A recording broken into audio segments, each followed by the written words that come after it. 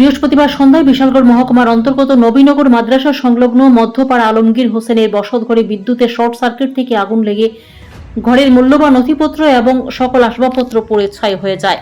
এই ঘটনাটি বিশালগড় দমকল কর্মীদের খবর জানানোর পর নবীনগর রাস্তার জরাজীর্ণ অবস্থার ফলে গাড়ি ঘটনাস্থলে ছুটে আসতে অনেকটাই দেরি হয়। তৎক্ষণাৎ গ্রামবাসীরা কিছুটা সাহায্য করার ফলে কিছুটা রক্ষা পায়।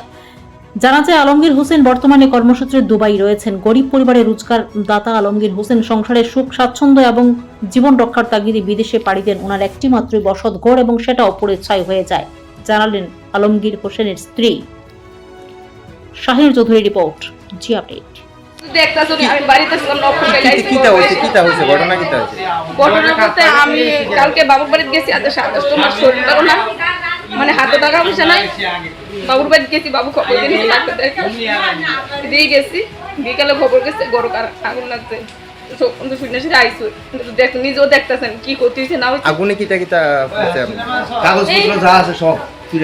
দেখতেছেন। গরুর সামদালি হইতে, লেপ খাতা হইতে, কাপড় চুপুর হইতে, আনলা হইতে, বিদেশি ব্যাগ টলি ব্যাগ আছে, কাগজপত্র যা আছে সবকিছু দিয়ে পড়ছে।